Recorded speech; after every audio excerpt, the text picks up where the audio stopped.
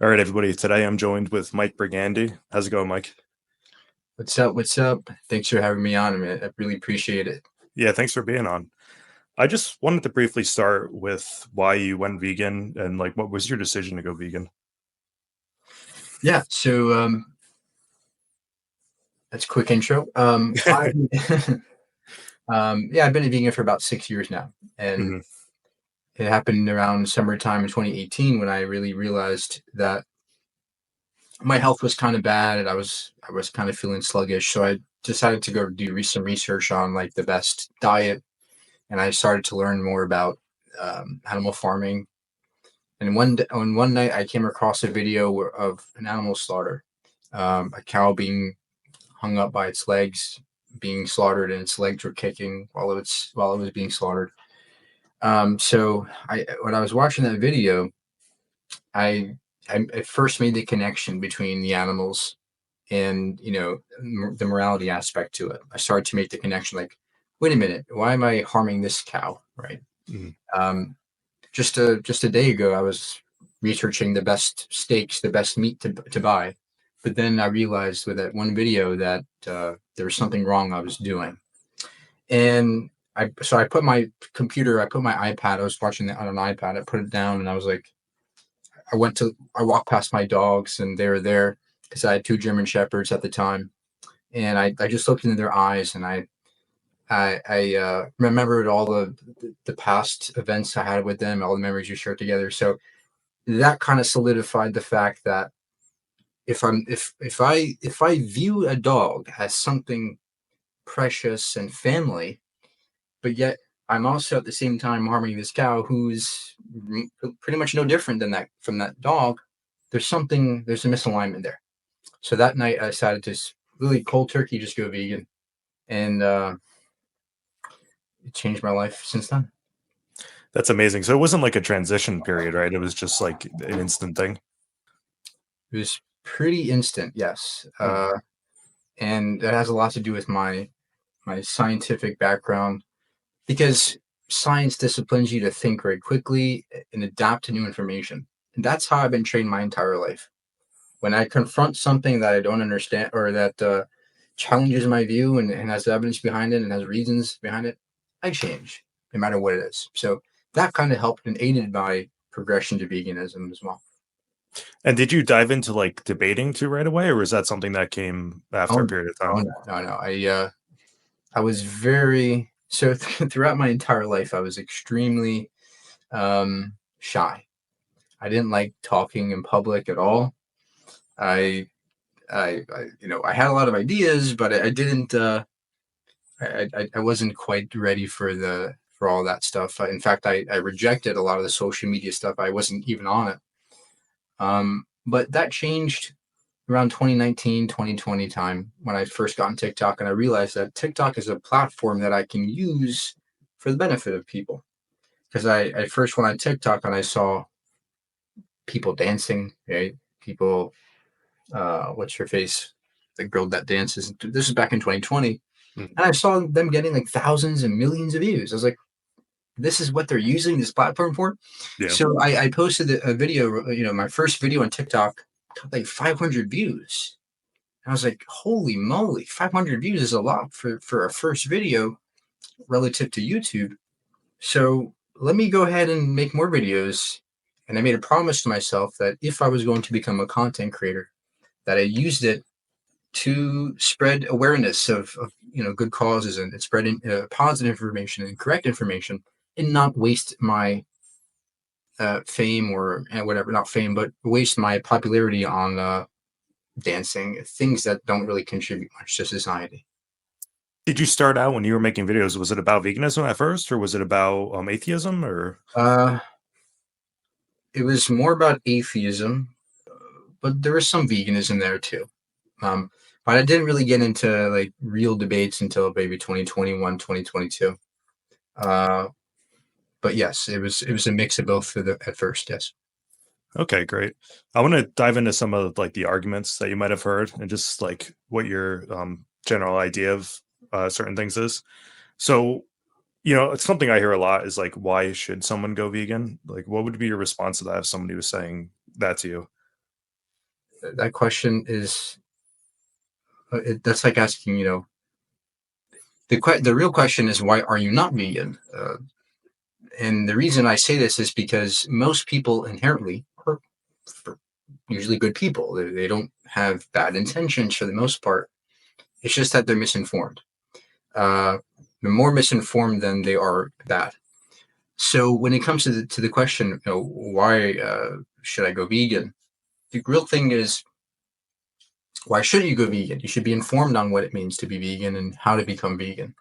Um, and that is the case that you're harming animals. You already know, most people already know that harming animals is wrong. If you tell an average person on the street, is it okay to abuse an animal? They say, of course it's wrong to abuse an animal. Of course it's wrong. So it shouldn't be too much of a stretch to extrapolate this to the other animals, especially the farm animals. So that's why the question itself is kind of premature. It's not the right question to ask. Uh, but again, it's more of an education that people need to get to really become vegan. Yeah, and I hear that a lot too. Like people come to me and they say, like, what kind of benefits do I get out of it? And it's not really about benefiting yourself. It's about not causing harm to others. So it's kind of like it would be like a straight person saying, like, what kind of benefit do I get from not being homophobic? Right. It's you might not be getting a personal benefit from it, but it's like a moral obligation. Would you classify veganism as like a moral obligation? I would, yes. Of course, this depends on your total ethical view. Yeah. Um, but yes, I think again, like I was saying before, most people already agree that animal abuse is wrong. So it just follows from that veganism would be the correct moral principle to abide by. Um, and then what was your question before that? Um I can't even remember now. What was the question again? I forgot. uh yeah, it's just if it was a moral obligation, like do you think it applies like to everyone? Like do you think that regardless of somebody's like ethical stance, do you think it is a moral obligation or do Oh you yeah, think yeah. there's I think it is a moral obligation. yeah. Um, I forgot what I was going to say, but yeah, I think everybody should be vegan because look, veganism is not a diet. Oh yeah, I remember now. The first thing you said was, "Oh, what does it benefit me?" And look, that's a very, very human thing to say. How do I, Yeah. what do I get benefit from this? That's a very human thing to say. Very natural to say that. Uh, but again, you have to recognize that just as you think abusing a dog is wrong, we don't ask ourselves, well, what's the benefit of me not abusing a dog? No, it's a very intuitive thing to recognize that abusing a dog is wrong. The same applies with veganism. So again, from our points of view, as vegans, we view these questions as ridiculous. Yeah. But of course, we have to acknowledge that our uh, opposition doesn't have that same point of view. So we have to be sure to adapt to our audience and make sure that they understand, again, inform them on what veganism means and why we are, and make the connection between veganism and their current positions that they already have that align with veganism, such as let's not abuse dogs or cats. Yeah. And I think sometimes in life, choosing the immoral option might actually be the easiest option as well. Like it might be easier to exploit somebody or take advantage of them, but that doesn't make it morally justified just because it's going to benefit you to do the wrong thing. Exactly. Yeah. Yeah, I All agree. right. I want to get onto some of the arguments that you hear. Like, what are common things that you hear that people say, like, why they aren't vegan? Well, the first thing you say is, you know, health wise, where's my protein? Where's that Yeah. B12? Where am I going to get my B12 from? Isn't it healthier? Right. And the common thing to say, the common thing you hear is, well, I'd rather be healthier. But this is also misinformation. You can be very healthy as a vegan. You can get all the protein you need. All plants have protein. Uh, you can get all the B12 you need as a vegan. Mushrooms, all kinds of, some plants have it. You can also supplement with it. It's a very, very easy thing to do to get all your nutrients and to be very healthy as a vegan. Do you think that's people that aren't caught up with nutrition science, or do you think it's people that are just dishonest? I don't think it's inherent dishonesty. when they say that. I think they're just kind of reacting a little bit to Mhm. veganism. They're saying, well, why is this guy vegan? Well, let me just say my health, right? It's a very easy, kind of like escape um, from accountability. But I think that, yes, a lot of it has to do, it's a mix with the fact that a lot of people don't understand nutritional science. They don't understand the fact that plants have protein. I mean, Yeah. I went to Chipotle a couple days ago to get a bowl, and the first thing I got a bean bowl with beans and rice and stuff, and um, the cashier was like, "Oh, what's your protein?" Beans and rice. And how about the avocado? And how about the peppers have protein? I mean, everything in that bowl had protein. With just because I don't have meat in it doesn't mean there's no protein. So the average person does not understand that plants have protein. And so again, this part of the education. That's a lot of the resistance against veganism is the fact that people are largely ignorant about nutrition. Yeah. Um, the other thing I hear is, why, what's like you said, what's in it for me, or why should we go vegan? They're just animals. Again, a lot of people are just disconnected fundamentally from who the animals are, and a lot of people will say, well, animals aren't someone, right? If we address an animal as someone, people lose their crap. Yeah. They go crazy. An animal's not someone, it's a thing, it's an object. Well, I'm sorry, but how about a dog or a cat? I was watching a video a couple of days ago about a bird that one of their beak was that became detached or something, or broke off a little part of it, and they were in the hospital. They were putting a new beak on it. It's a bird.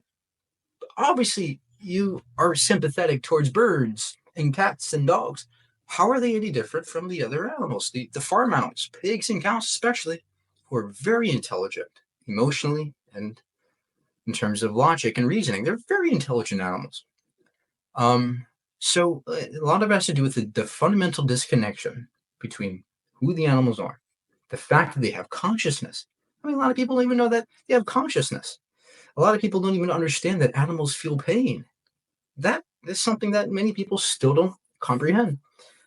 So again, it's a large part of the resistance against veganism is the fact that people remain largely ignorant on many of the issues regarding animals, and it's just a matter of vegans calmly educating people the right way.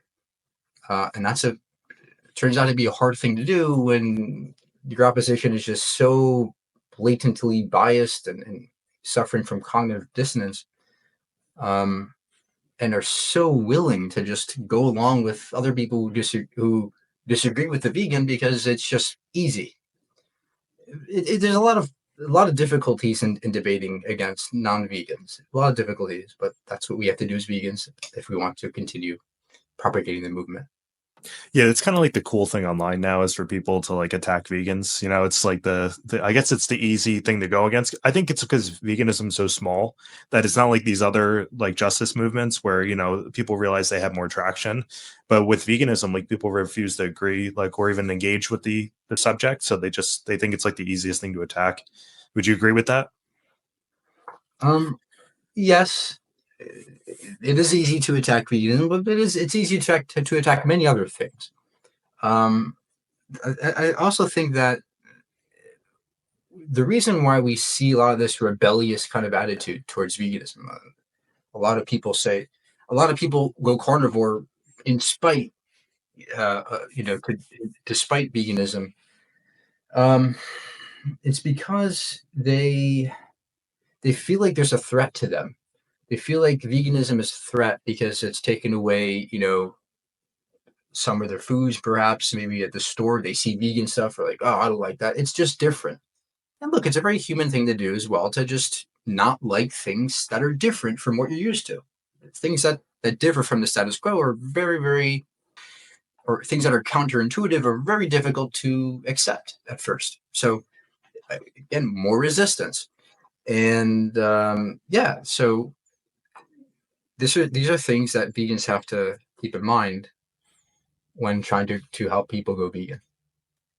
Yeah, absolutely. I think you see this like with any type of thing, whether it be, like renewable energy or any of these spaces, even atheism too. If you're like discussing with a Christian, like people refuse to just try to see a thing from a different perspective. And I think that's what causes a lot of confrontation because you're basically having them question their entire reality and having them Mm. look upon, how they were taught as by their family or their society. Like if somebody grew up religious, for instance, like they're going to be questioning their entire aspect, maybe they're all of their friends. So it is a difficult thing. I can understand.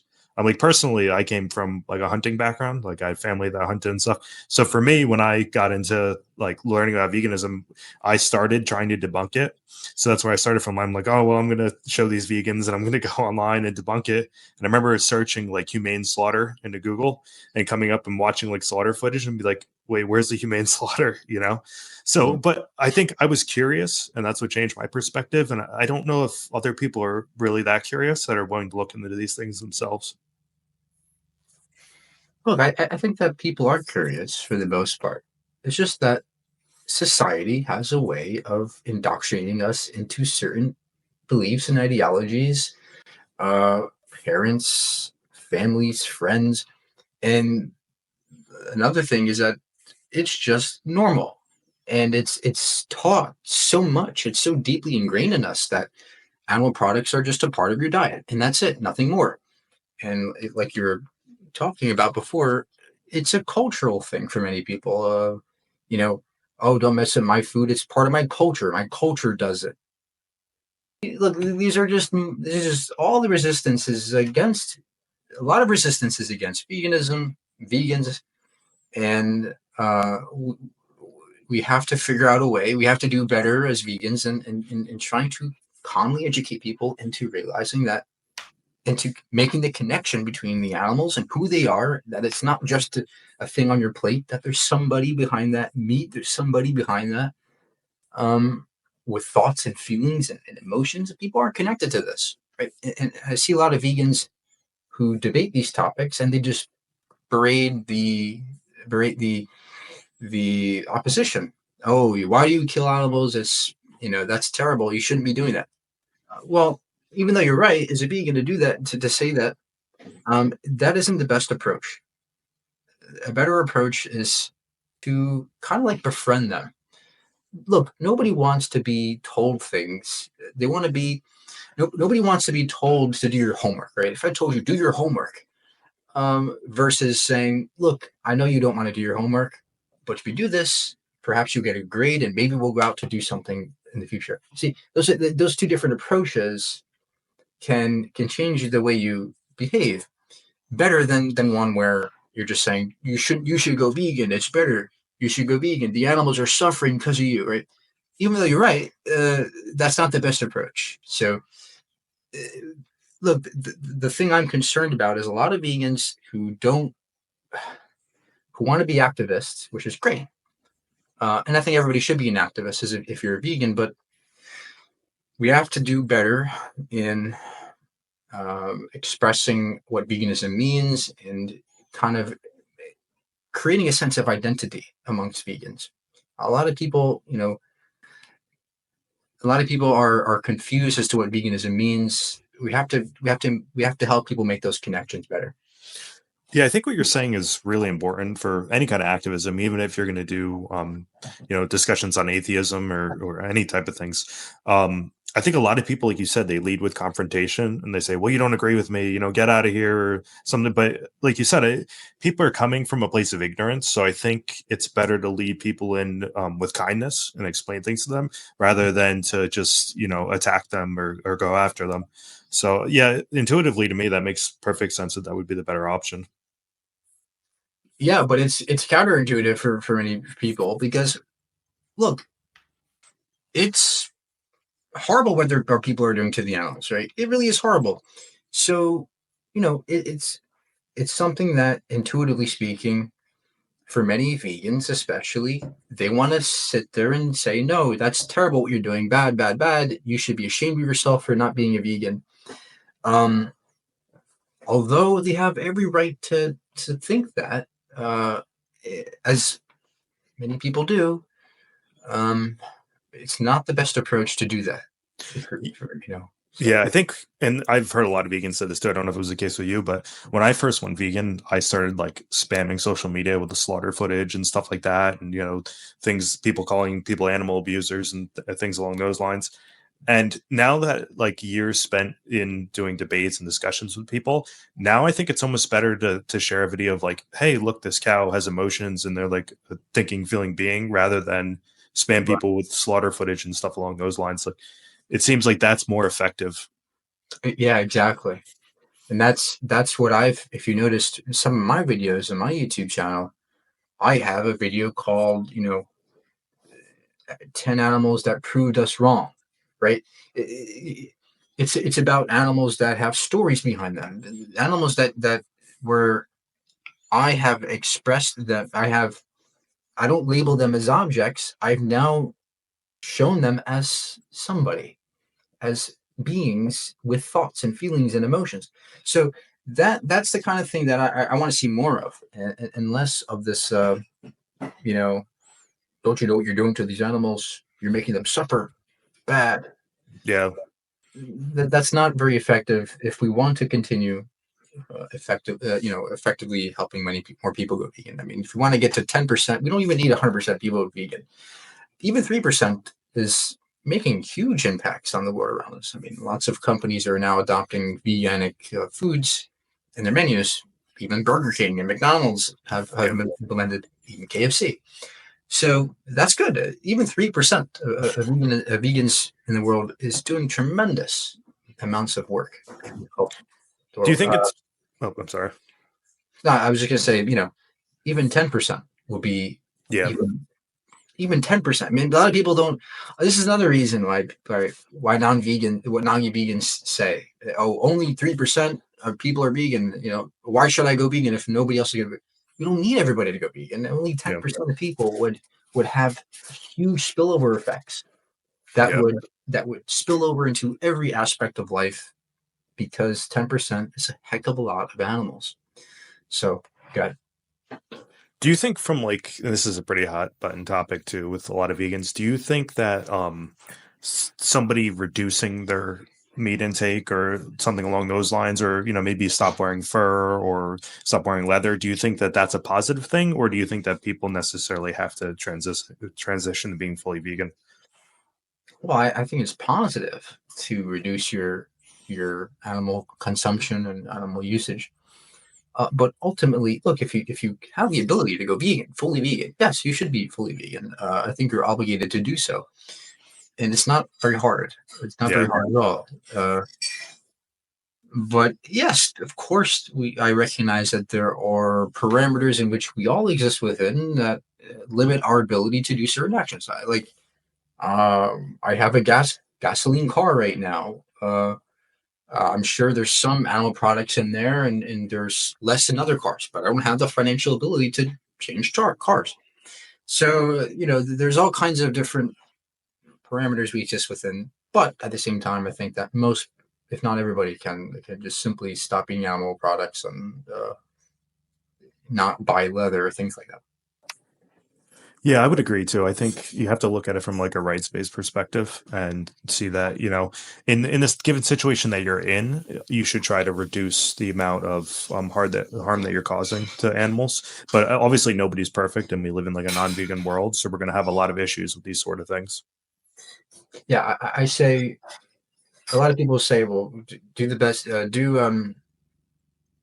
do what's practical to, but no, I think practical is the wrong word. It should be what's practicable, which means to do as much as you can and be successful at it. That's the better term to use when it comes to veganism, because there are things that are practical but not attainable successfully. We couldn't really have that. Like, for example, it's practical to sit there and watch your footsteps for an ant that walks by, but is it are going to be able to be successful at doing that when we go outside it? No, that's ridiculous. That would be ridiculous to do. I can't not go to work because there might be an insect that flies onto my window and gets killed by the windscreen. That's not a very practicable thing to do. So again, there's all, like you're saying, we live in a non-vegan world, and there's different parameters we must exist within, and try our best to do the best we can at being while being successful at veganism.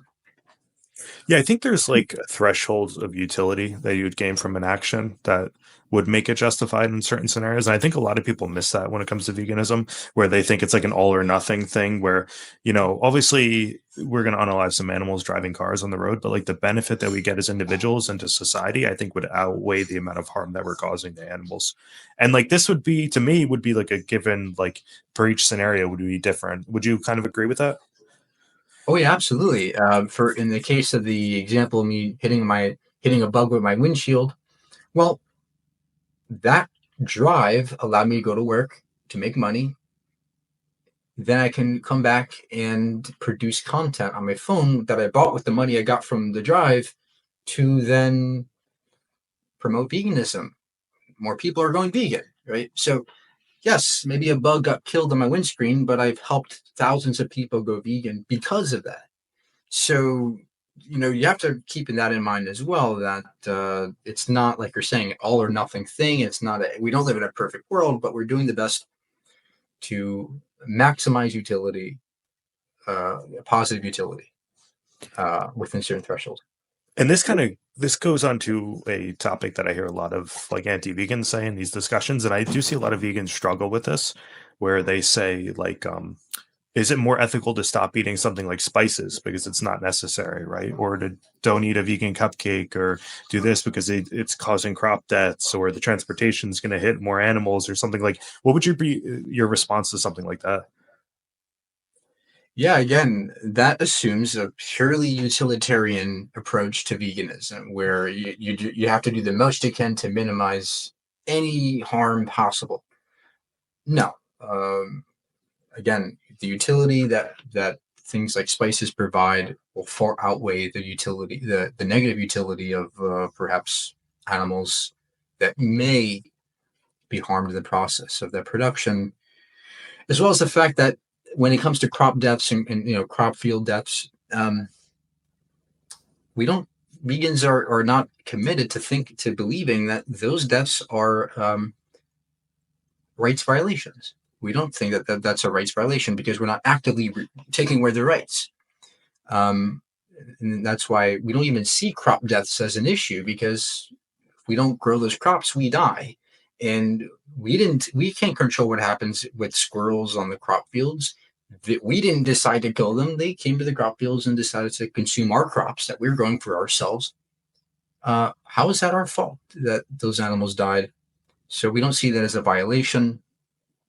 It's along the lines of protecting our own food so that we can survive and things like that. So yeah, there's all kinds of nuances here that the typical person who opposes veganism will not comprehend and not be willing to comprehend unless we calmly and educate them on these issues and open them and create an aperture for them to really listen to what we have to say, instead of saying, no, no, you're wrong, don't worry about that, there's no big deal, right? No, we have to take on the challenges they bring us.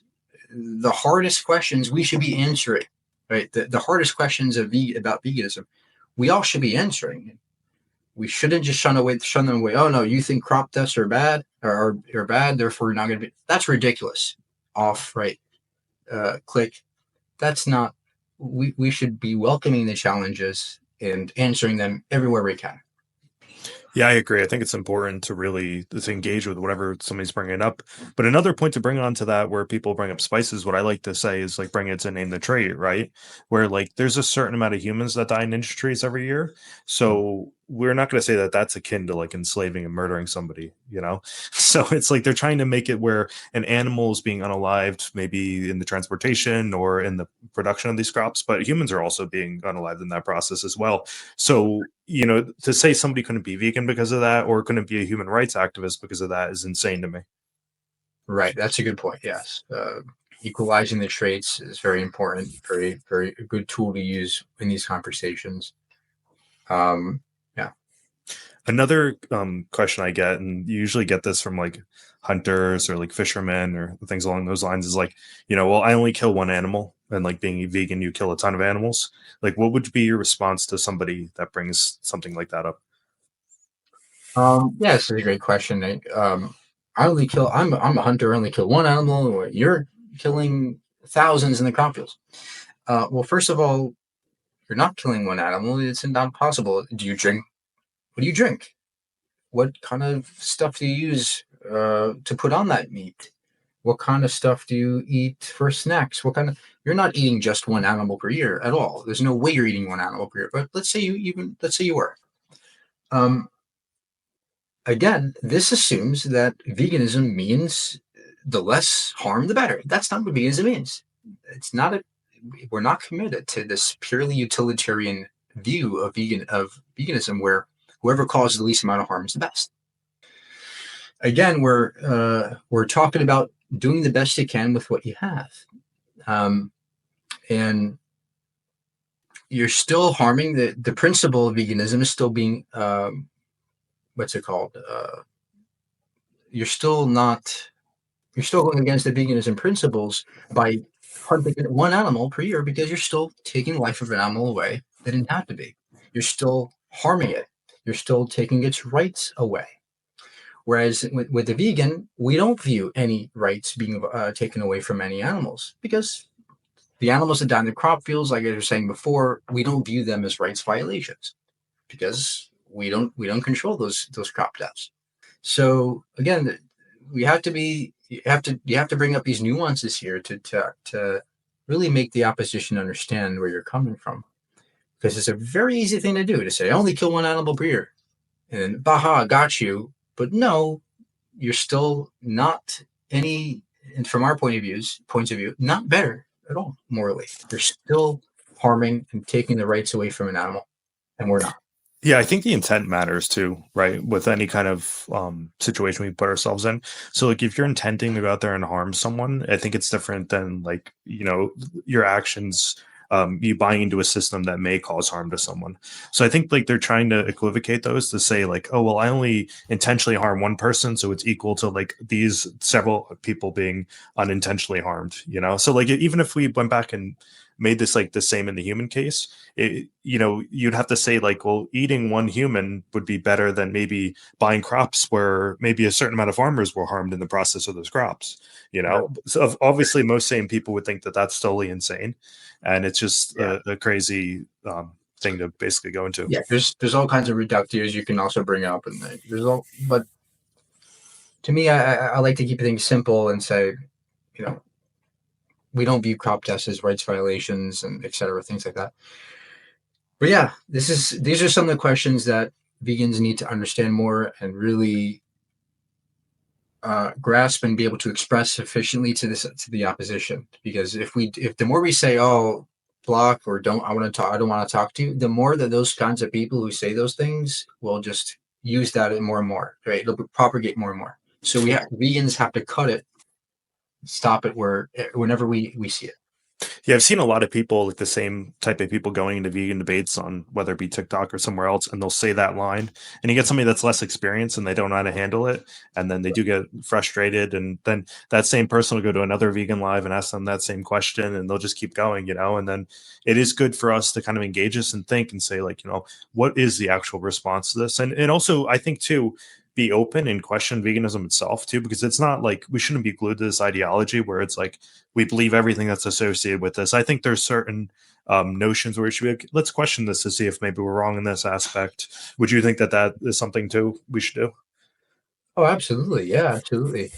Um, yeah, there is no such thing as a moral principle that is completely black and white. There's gray areas in every single moral principle. There's gray areas, there's nuances, there's unknowns, there's debates always in any given moral principle. So veganism is no different. And we should always be challenging ourselves. We should always be questioning our own principles and seeing how far we can go with it. Um, Very important to do.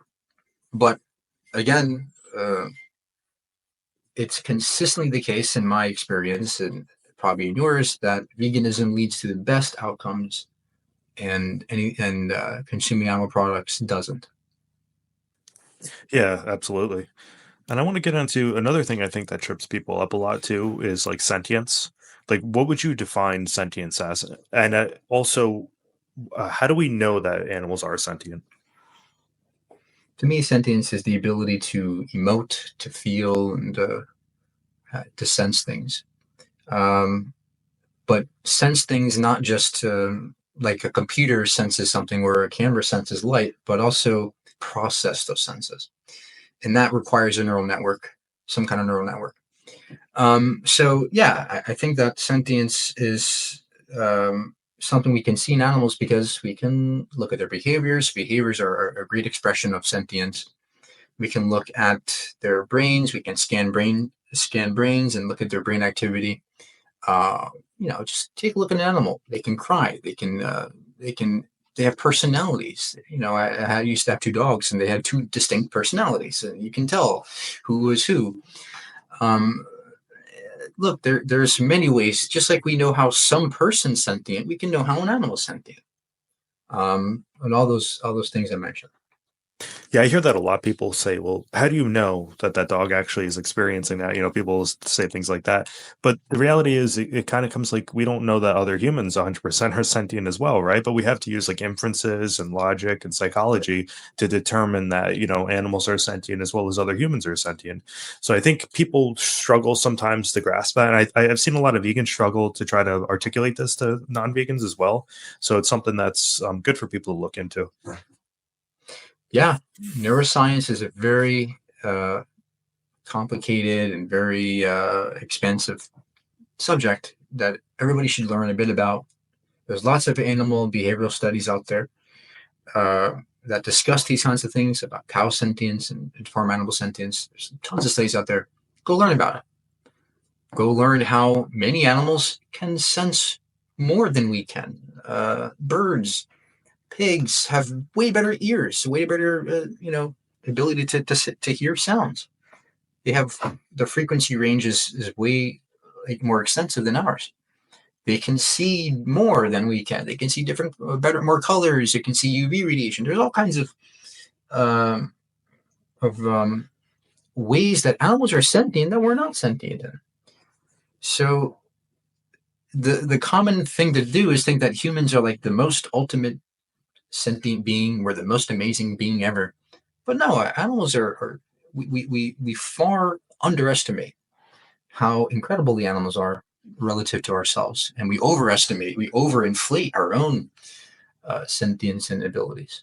Yeah, I was going to say that. I think if you really look into like human development, you can see where, a lot of our traits, like something like anxiety, is very similar to like evolution, what other animals go through. We have a lot of rational thoughts and things along those lines because we are just animals. We're not that different than a chimp or a cow or a pig or anything along those lines. And people like to make it out like we're some kind of super being that's, ascended beyond what any other animals on the planet. Yeah, I get that a lot. Animals aren't sentient. How do you know they feel? Or uh, go learn about how they feel. And we have the religious aspect gets in the way sometimes too. When people say, "Well, God tells me that I can eat animals. It's in the Bible." Okay, well, where does God say that you must harm animals or must abuse the animals? It doesn't tell you that. Um, would a loving God really want you to kill and abuse animals for no good reason if you don't have to consume animal products? Because look, we don't have to. So why would God command you to harm and abuse others if we know they can be abused? If you know that, if you tell a religious person if you were to, shove a knife in a dog, would it hurt them? Of course they would say yes, it hurts them. You have to be crazy to think that dogs don't feel pain. So why wouldn't cows or pigs, the animals that you're killing, why wouldn't they feel pain? It's a very simple inference. Um, but yes, religion can get in the way. People can say, "Well, God tells me I can do it."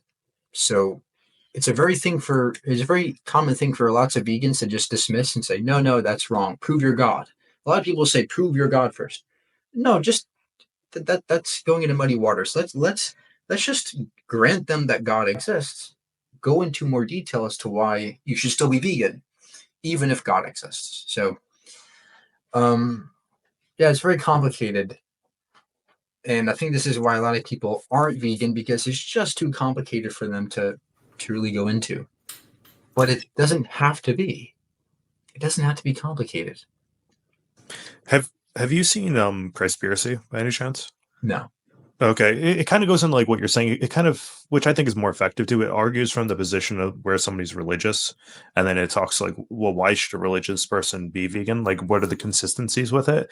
And to me, I think that that is a better approach to it as well. Like you're saying, versus being like, well, God doesn't exist, and starting from that position, because I think then you, like you said, you muddy the water too much, and you also are switching the topic where people stop thinking what the focus is, which is like Right. animal rights, and they start thinking of getting into theism and certain things like that just kind of derails the conversation.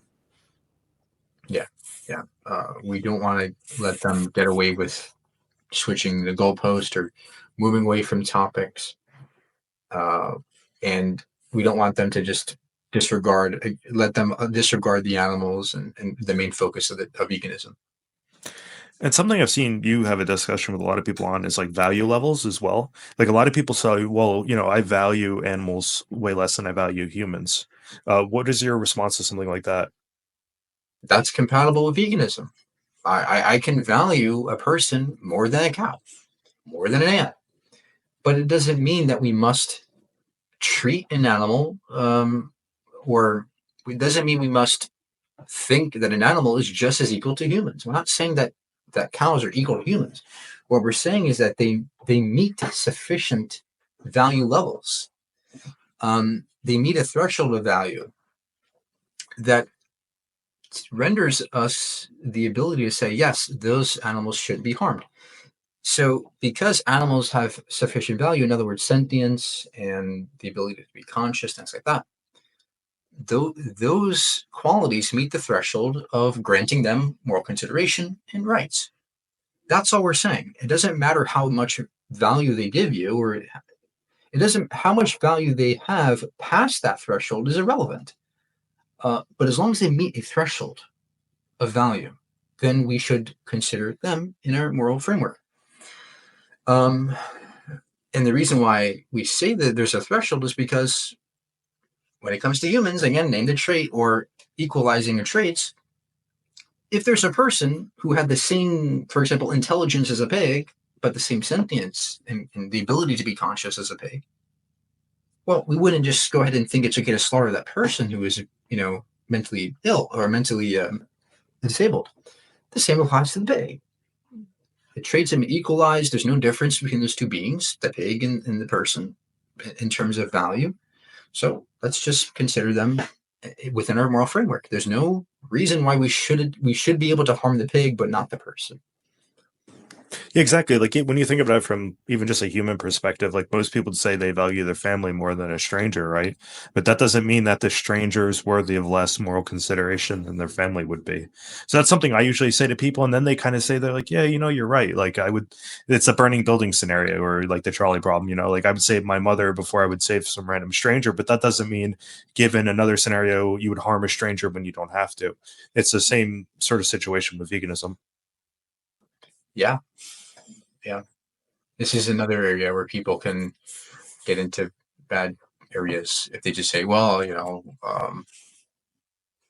that's just how I feel," or whatever. It's a bit more nuanced than that.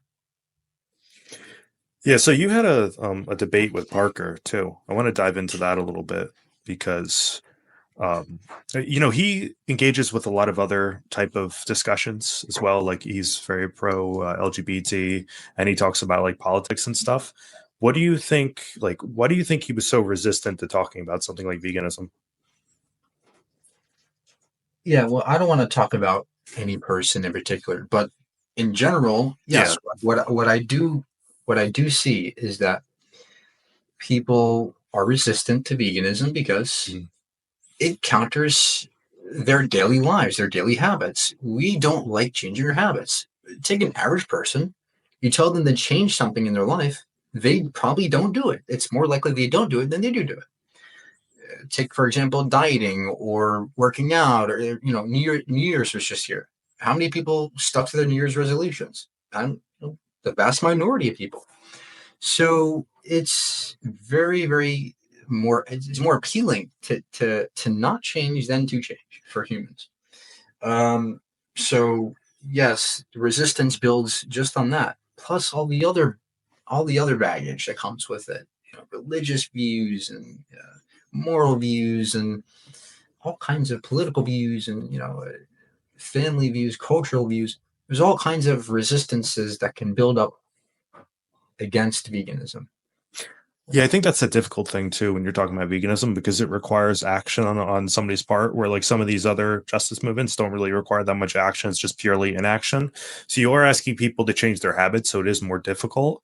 But I think that's kind of why it might be easier for people to engage in other things, but not engage in something like veganism. And I guess it's kind of akin to, if I was to say it's close to something, maybe like being more conscious of climate change and things like that, because it is that does require you to change your habits as well to have a positive outcome, where it's some of these other things are don't require actions.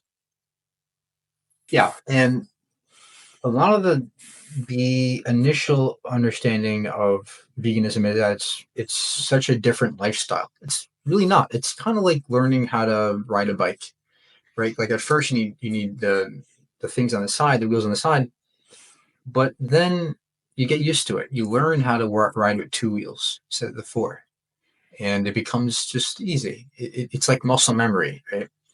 So I don't even think about veganism in my daily life. I don't think about it. I go to the store. I don't have to like sit there and go, okay, is this vegan or not? I learned. I've learned what is vegan and what is not. I know what to buy, and it's my life. Yes, at first has changed. Lifestyle has changed, but after a few months, let alone a year, it's like nothing changed in my life. It really feels like nothing changed, except the fact that I no longer view animals as objects, but as beings that we should protect and not harm. Yeah, I feel like it's almost similar to when you like adopt a new hobby, to where the first time you're getting into it, it's very difficult. You know, you're looking, oh, this is going to be impossible for me to start. And then as you get into it more and more, it becomes easier and easier. And over time, like you said, it becomes a second nature to where it's like, same with myself now. It's like, I don't even think about it. You know, it's just like, this is Right. reality. And it seems like it's just an everyday thing that's so easy. Right. Exactly. I wanted to say there's when it comes to like certain things in science as well as like veganism, do you think there's like um political bias to like where people don't want to engage in this because they say, oh well, you know, I have these certain beliefs, I can't be a vegan, or you know, I can't be an atheist because I have these beliefs, or you know, things along those lines. Do you think that that's something that plays in this as well? Political bias. Yeah, I think that political bias can. Well, look, a lot of the rhetoric on the right is that they have to maintain what's masculine and manly. Yeah. And a lot of people on the right hold to that principle that whatever is manlier is better, and when you exhibit masculine traits, dominance, and all that stuff, it's better. So yeah, that can get in the way, right? So a very fundamental principle to people on the right is being powerful, strong, wealthy, and so yes, a lot of people like that can view veganism as something feminine and inferior.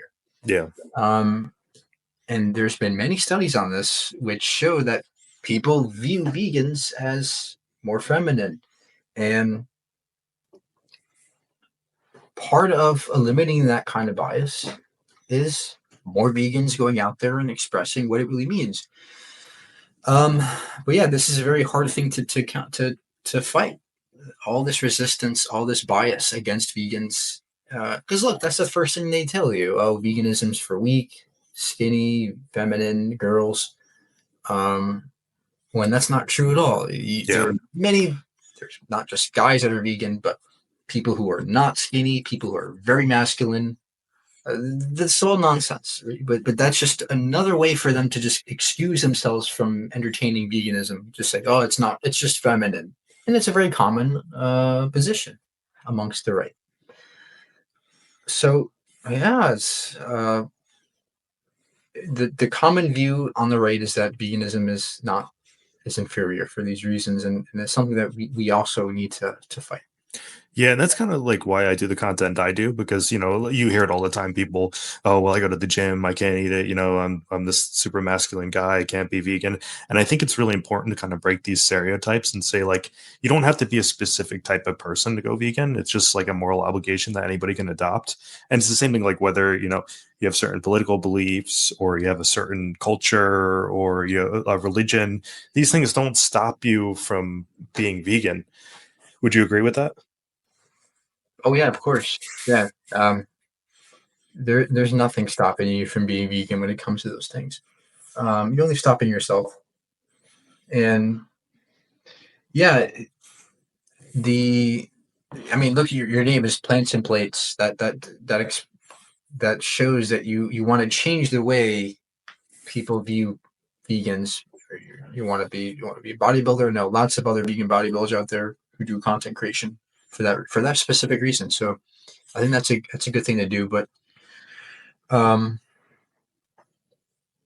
I think that we can also educate people without having to be bodybuilders about why veganism isn't a feminine thing, and there's many other ways we can do that. But yes, Yeah, I think it's more of a monumental challenge too, but I think also telling people like having that viewpoint of like, well, X thing is not masculine, therefore it's bad. I think that's also a bad way to just look at the world around you because then they're just writing things, they're putting things in these two categories where it's like, if you're speaking out for this social justice movement, you are, effeminate and all this stuff.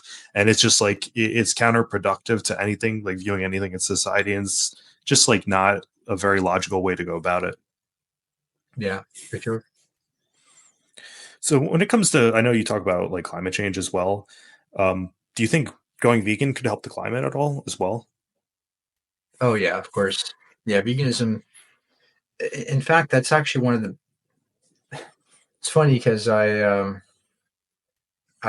talked. I don't know if you know Michael Mann. He's a PhD climate scientist, and he refuses to even mention veganism when it comes to climate action. He refuses to, in fact, he's publicly said that don't worry about veganism. Um, he doesn't talk about it. And I think this is the craziest thing to me, that Yeah. veganism is actually, in my eyes, in the eyes of the data, one of the best things, one of the greatest things you can do on an individual basis to stop climate change. It reduces your carbon footprint by up to 75%. It reduces your water usage by up to 33%. I mean, it can do all kinds of things for the environment, lower methane emissions and greenhouse gas emissions and water and land. It can increase the amount of land we have available to all of humanity. Um, yeah, I think veganism is one of the best things you can do for stopping climate change, as well as going electric with the car, solar, things like that. Mhm. Um, so yeah, climate change is it's also one of my topics that I love to talk about as well. But the fact that people don't talk about veganism as an option, and the fact that so many climate activists, so called, don't even mention it, Yeah. is just something that's so sad to me, because it's so easy to do. And if you, I don't think you can call yourself a climate activist if you aren't vegan. I don't know if you can, Yeah. because I don't know of a better way to slow down the effects of climate change than to be vegan or plant based. It seems to me like people want to kind of shift the burden. They want to shift it onto society and say, well, these factories and all of these things needs to shift, but they don't want to like question what they're doing themselves. So, like you said, I mean, there's a lot of options, veganism being the biggest one, but like there's a lot of options you can do personally to try to change your impact. And then we can go after the societal. Once I think you align your actions with your end goal, then it becomes less hypocritical in my eyes. Yeah, that's another cop out. Oh, capitalism. There's no such thing as ethical morality under capitalism. That's nonsense. Yeah. Uh, First of all, capitalism or socialism or any kind of economic doctrine does not have any impact on your specific individual behaviors. You can choose under any economic system to kill an animal or abuse an animal. Or so there's nothing about socialism that would allow you or stop you from abusing an animal. It doesn't exist. Furthermore, you can use capitalism instead of shunning away capitalism, saying, "Oh no, it's terrible." Why not leverage capitalism in our favor as vegans? Because first of all, look at the introduction of certain foods in these big food chains. That's good. We want that to happen. We want big food chains to introduce more vegan foods into their menus. Capitalism can do that. If more people demand the product, it gets produced more, less animals die, and less animals are abused. Come on, how could you be against that? Unfortunately, we live in a system in which capitalism is here to stay. It's not going to go anywhere. The more important issue is to, uh, I think, instead of trying to like you were saying before, instead of trying to tackle the economic foundation of the world, let's start with something a bit more easier first. Let's start, not abusing animals when you can do that right now. And don't tell me it's more expensive to go vegan. Some of the most cheapest foods on the planet are plant-based. Rices and beans and pastas and all kinds of vegetables and fruits. Don't tell me that you can't be vegan, or that capitalism is preventing you from being a better person. That's nonsense. Instead of shunning away, let's leverage it. Let's use it for our advantage. Instead of letting cattle farmers and cattle ranchers and all those guys buying politicians, lobbying for the banning of cultivated meats, like happened here in Florida. We're letting them get away with the capitalistic. We're letting them leverage capitalism in their favor, and then we sit back and go, "Wow, wow, wow! Let's cry about it." No, let's stop that. So let's attack them in terms of that. And I think like we were talking about politics before. I think that's like a useful thing you could say to somebody. Let's say somebody is like a little more right wing. Instead of trying to change their whole perspective, you can bring something like that up where, hey, the government's banning this new product that's coming out. Does that sound like that's something that's very like free market to you, And I think like if somebody is right wing, it's better to go from like a perspective of like, go from where they're coming from and basically saying like they shouldn't be banning cultured meat, they shouldn't be giving these subsidies out. And I think that kind of aligns more with somebody's values. And I think it's easier to reach people when you start from where their perspective is and then try to go from there. Do you think that's like an effective tool to kind of use when you're discussing with these people? It's the only effective tool. It's not effective to sit there and just be resistant against people. At every chance you get. The best and most effective option is to always be agreeable with the opposition, always try to see things from their points of view and try to argue from their point of view. That's the best way to do it. And yes, you have to know your audience. If your audience is from the right or left or wherever they are, try to understand that. And as vegan activists, we have to understand the political atmosphere as well.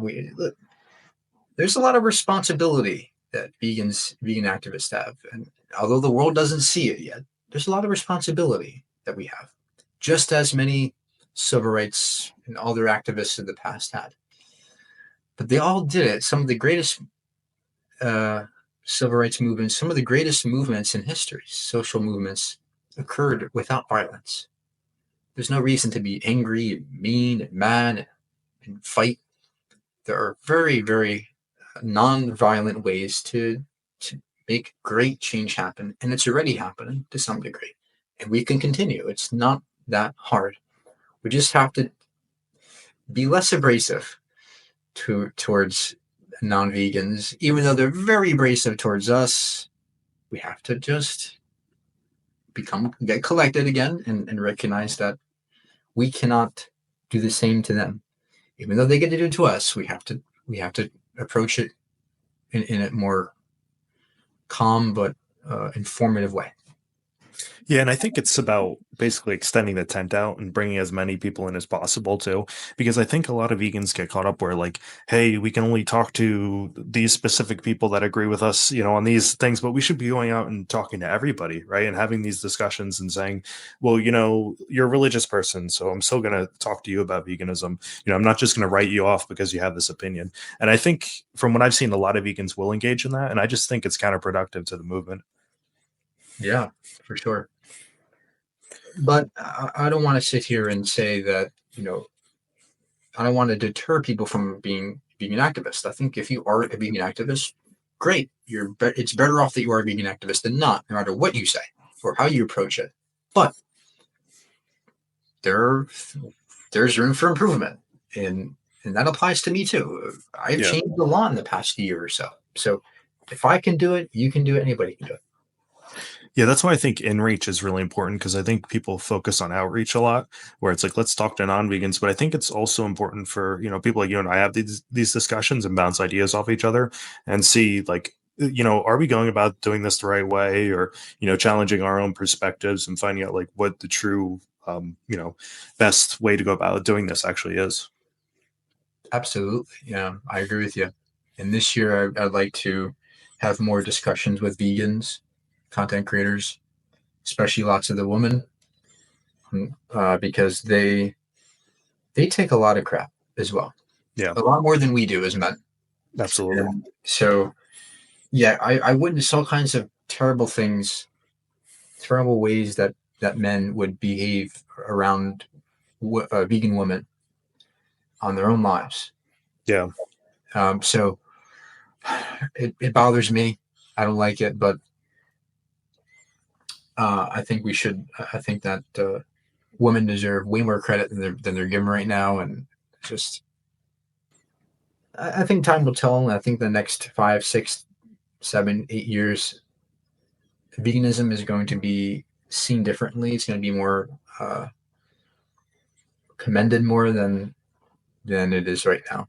But we have to continue. Yeah, and I think, like you're saying with female activists, I think the issue is like a lot of men just write them off and just don't like engage in their ideas, whether it even be in our own vegan community too. So I think it's important to listen to people what they're saying, and it doesn't matter who's saying something. It just matters like what's the content that the person's saying, and listening to that and engaging with the ideas. So I do agree with you that that's a huge issue that we face. Yeah, I don't even want to speak about what guys have said to them, kind of sexualizing it, discussions. It's disgusting what they're doing. Yeah. Um, And it's sort of a shame like that. I see the practicality in it where like I have discussions with people that go to the gym and work out and they're masculine. They say, oh, you can do it, I can do it too. But the thing is like it's weird to me that they'll only take that from when I say it. But if like a woman says that, then it's just like they're not going to engage with the ideas, even if they're right what they're saying. They're just going to say, well, no, it's not for me. That's somebody else is saying that. So it's just I think that's a horrible thing as well.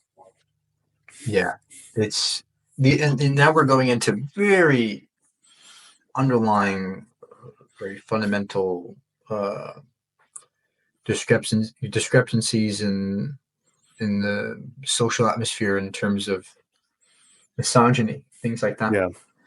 Um, yeah, that's a whole nother story. But yeah, I think that vegan women are going to be way more commended in the future than they are right now. Right now, it's a terrible atmosphere for them. Yeah, and I think it shows something to these women's character too, where they're the largest percentage of vegans as well. Mm. They're able to grasp this more than men are, and it's any way you cut it, really, because we know all the logical arguments. It makes the most sense to be vegan. So you're looking at this just objectively. Women are understanding this way better than men are. Yeah, for sure. They It seems very easy for them to grasp it, whereas men just all over the place. They don't know what they're talking about. They're it's like they're hitting their foot on. They keep tripping over themselves. They don't know what they're doing. Um, yeah, Yeah, hopefully that changes in the future. But just to wrap things up, Mike, I just want to say, like, what is your direction for your content going forward? Um, I'm going to be making content forever. I'm not going to stop doing it because I think social media is a gift. It's been given to us. And I see social media as a tool for promoting critical thought, science, reasoning, veganism, all these principles and morals and perspectives, I think, ought and deserve to be propagated via social media. I mean, no other time period has ever had this kind of ability. Yeah. Oh, now, do you understand that today anybody can go online and gain thousands, even millions of people viewing them? Anybody, literally any person on the planet, anybody. This is a powerful tool. This is a powerful time. And we have to take advantage of it, especially if you're a vegan. If you're a vegan and you're not using social media, what are you doing? Just spread good information. And I'm going to be making content forever. And my approach is, look, the left doesn't inspire a kind of identity like the right does. Now, the right is a very toxic. The right generates a very toxic uh, identity in the sense that you have to be manly and wealthy to be. That's the best. The best thing to do is to be wealthy and manly. But there's a deeper identity that we could have, and we can perhaps express on the left. Right now, we don't really have that identity. Right now, we're kind of confused. But I think that this all can be encompassed by a scientific perspective, where you're understanding the world through science, and you're disciplined in a scientific manner, which means you're thinking about things that you're doing. You're asking the right questions. You're inquiring. You're allowing your curiosity to lead you to places that otherwise you would not have if you weren't disciplined in that kind of methodology of science. I it also People think science is just a thing that you do to get a good grade on the test. It's not just what science is. Science goes deeper than that. Science can have implications for your ethics. When you understand that humans and animals are cousins, we are animals, and pigs and cows are our cousins, evolutionarily speaking. When you understand that there's a deep interconnectedness between us and the animal kingdom, us and animals and plants, and when you understand that even more fundamental and even more fundamental than that, we are stardust. Each and every one of us are just collections of particles that were created and forged in stars billions of years ago that exploded and gave rise to the earth and planet. When you understand that the fuller context to the physical world around us and how we fit into this in a scientific way, that kind of changes the way you see others, people, animals, and everybody. So that's what that's the kind of message I try to drive home with my social media, scientific perspective, the big ideas. And veganism can fit in there. It kind of extends from that. So, yeah, I'm very passionate about that kind of message, scientific message. I think science is one of the most powerful and most unifying forces on this planet. And instead of the shit show that, can I say that shit show that social media is right now, where it's just a mess of garbage, people spreading all kinds of misinformation, and in a time where we literally live in the age of information, yet we are taking information for granted. We no longer care about correct information. We no longer care about information that may lead to a more prosperous, more moral world.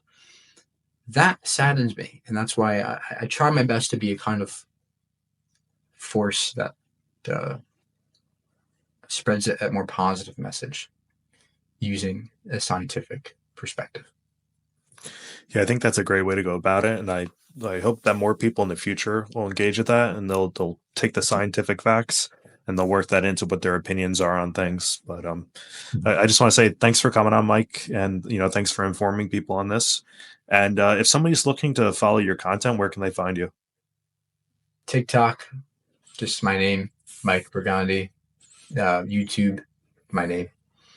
I don't hide behind any kind of guises. I don't have nothing to hide. I'm just my name. So yeah, Amazing. Well, thanks for coming on, Mike. I really appreciate it. thank you. Appreciate you. Appreciate your work as well and everything you do. Thanks, Mike. Have a good one.